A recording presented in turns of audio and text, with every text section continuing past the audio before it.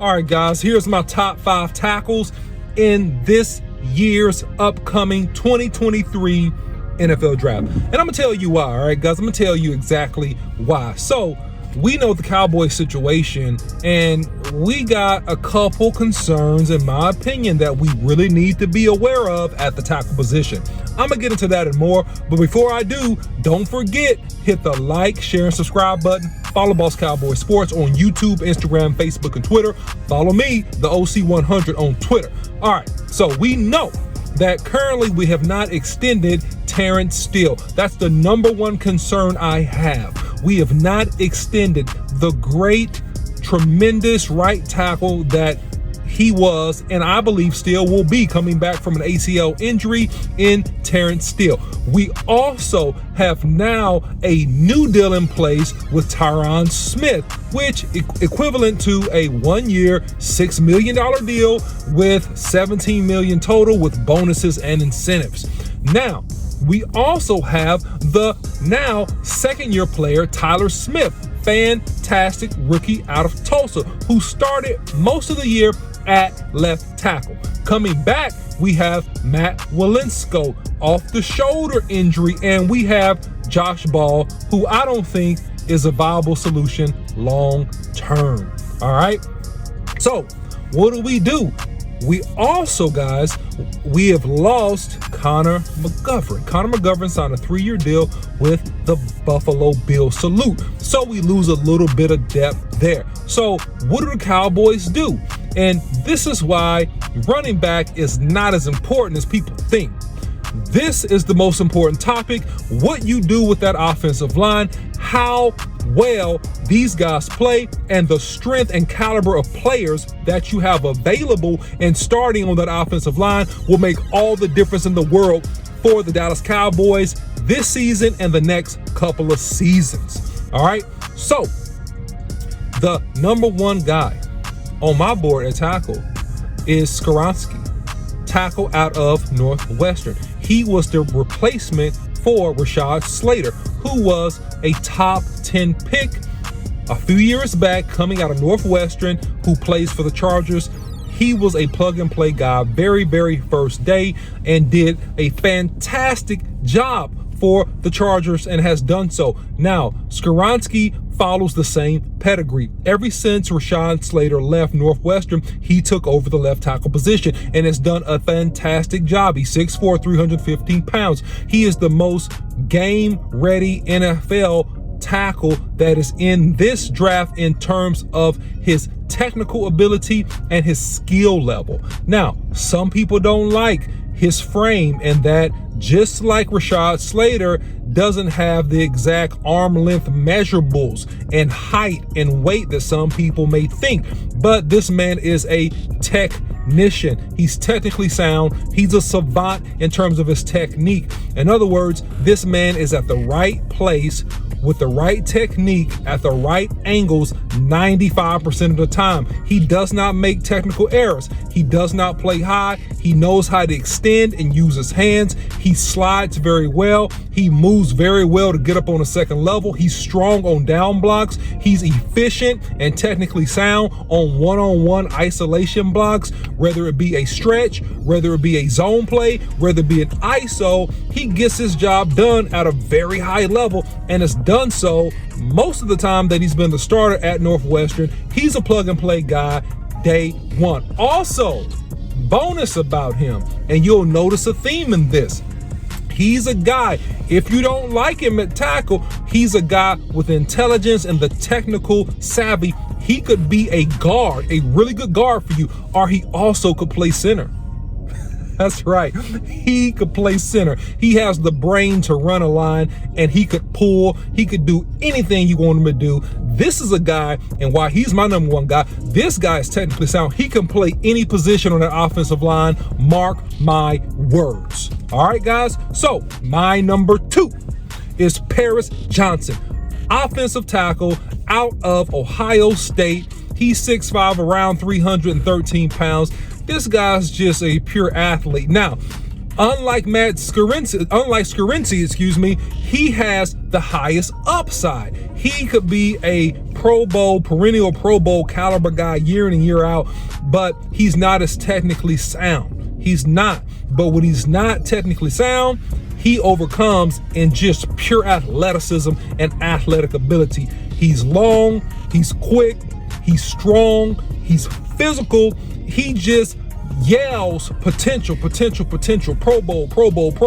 When you look at his game, I want to see him be better with his hands. I want to see him be more consistent on his footwork in some areas. I want to see him play with a little bit more leverage. However, he is my number 2, and he has tremendous upside. He's also a plug and play guy, a guy that you just let grow, that can come in and start for you at tackle or start for you also at right tackle, left tackle or right tackle. You're going to be just fine with him. Great potential, great upside. All right, guys, my number 3. My number 3 is Broderick Jones. Redshirt sophomore out of Georgia, played left tackle. They did a lot of pulls, a lot of screens, things of that nature. And he reminds me the most, I'm not saying he is him, but he reminds me the most of Tyler Smith, but he's a little bit more athletic. In other words, this guy plays with tremendous power at the point of attack. This guy's physical, he finishes blocks, he pulls well, he moves well in space. He also was really good on some of the pin plays that the Georgia Bulldogs like to run outside, where he would basically come out for a kick out block in a screen. So he moves well, he's a good athlete, he has good hands, and he's nasty, and he tries to finish. Where he falls short is he plays with wide hands. And you'll notice this about another guy I'm going to mention in a minute. He plays with wide hands. He doesn't always have his feet properly staggered. In other words, his feet get too close together, which could enable him to get knocked off balance and make him turn his shoulders and give a soft edge to rushers. But in terms of his athletic ability, he has all the athletic ability in the world to be a really good tackle and, newsflash, guard. He's a tandem tackle. He can play guard or tackle either side and do a fantastic job for you. That's probably my number 1 guy that I want to see the Cowboys look at, and the guy I'm going to mention next, if he's available at pick 26 and you're looking to go offensive lineman. So Broderick Jones, look out for him. A lot of potential. They're going to clean up his technique, but in terms of just raw physical ability, man, he has a lot of things that I like, and I like him a lot. All right, this guy's new that after research and after doing much more work, I think if you want to go just to a road grader guy, all right, his name is Darnell Wright. Darnell Wright is a guy out of Syracuse. He's 6'5", 6'6", 335 pounds. Overall had a decent combine, but he's a powerful guy. And excuse me, he's out of Tennessee. All right, I said Syracuse, he is out of Tennessee. All right, and so Wright is a guy that's powerful. He's strong. He played right tackle. I think that he's a better prospect than DeJuan Jones, the storied right tackle out of Ohio State. That's 6'7", 374 pounds or 390 pounds, depending on the day. I don't know, I'm not sure. But this guy is a much safer pick if you want a brick wall. And that's what he represents. He's a brick wall. He's a guy that you can't run over, you can't run through him. You're not going to run through him. He has long enough arms to wash you around front side if you want to play him on the right tackle position. He's a powerful dude. He's played in the SEC. He's done a lot of good things there, had a good combine, and I like him. I think that he could come in and be a power player, all right, for you, all right, and really believe in him a whole lot and think that he's really good and will be better as he goes as a guard or tackle. All right, guys, so my last guy, and last but not least, Anton Harris. Anton Harris is a tackle from Oklahoma, and hey, he's a big guy that is pretty fluid. 6'4", 315 pounds. He shows athleticism. He shows knee bend. He shows some good coil. You know, there are a couple aspects that I would like to see him get better. I think that he plays with high hips. In other words, he doesn't sit down low like you're sitting down going to the bathroom, which is kind of like how you need to sit when you face a power rusher in pass protection. Also, if you don't sit, you have a hard time controlling your inside leg and not opening up and giving a parallel shoulder view to the sideline. When you become parallel to the sideline, you become a target for speed rushers and dips underneath and guys that have good hips, which a good amount of guys that are top end pass rushers in the NFL, they have good hips. So at the top of the pass rush, they're able to bend. And if you do not have loose hips, where you can bend and sit and keep your inside leg locked, especially from the left tackle position, it makes you susceptible to that turn or to the open door.